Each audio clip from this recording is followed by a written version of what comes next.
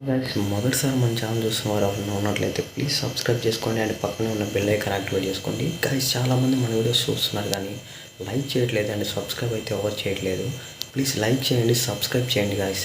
ఎందుకంటే మీరు ఈ రెండు చేయడం వల్లకి మన వీడియోస్ మరికొంతమందికి రీచ్ అవుతుంది. అలా రీచ్ అవ్వడం వల్లకి మనకి కొంచెం వ్యూస్ మోటివేషన్గా ఫీల్ అయ్యి మరింత మంచి కంటెంట్ని మీ ముందుకు తీసుకురావడం అయితే జరుగుతుంది.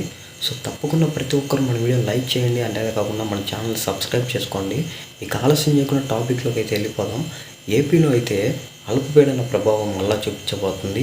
ఈ నెల 27న భారీ నుంచి అతి భారీ వర్షాలు కురుస్తాయని మనకి వాతావరణ కేంద్రం అయితే అఫీషియల్గా అయితే ఒక నోటీస్ని పాస్ చేయడం అయితే జరిగింది. ఎవరైతే ఉన్నారో మత్స్యకారులు, పంటదారులు వీళ్ళైతే అలర్ట్గా ఉండాలని అయితే ఒక జీవో పాస్ చేసింది. ఆ జీవోని మీకు ఇప్పుడు క్లియర్గా అయితే చదివి వినిపిస్తున్నాను గైస్. ఇది నుండి ఏపీలో భారీ నుంచి అతి భారీ వర్షాలు కురుస్తాయని అయితే ఆంధ్రప్రదేశ్ ప్రభుత్వం అయితే చెప్పనుంది. 2 రోజుల్లో అది వాయుగుండంగా బలపడుతుందని, ఈ ప్రభావంతో అలాగే ఈ అల్పపీడనం తుఫానంగా బలపడేందుకు పరిస్థితులు అనుకూలంగా ఉన్నట్లు చెప్తున్నారు. అనంతరం తీవ్ర వాయుగుండంగా బలపడిన ఈ నెల 27 నాటికి తమిళనాడు లేదా ఏపీలో తీరం దాటుతున్న అంచనా వేస్తున్నారు.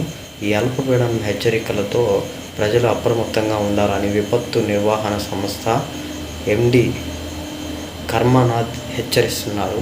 సో దీంతో భాగంగా అయితే ఆంధ్రప్రదేశ్లో భారీ వర్షాల నుంచి అతి భారీ వర్షాలు కురుస్తాయని అయితే ఏపీ ప్రభుత్వం ఏపీ వాతావరణ కేంద్రం ఏదైతే ఉందో ఏపీ విపత్తుల సంస్థ వీళ్ళైతే అఫీషియల్గా అయితే ఒక జీవోని అయితే పాస్ చేయడం జరిగింది.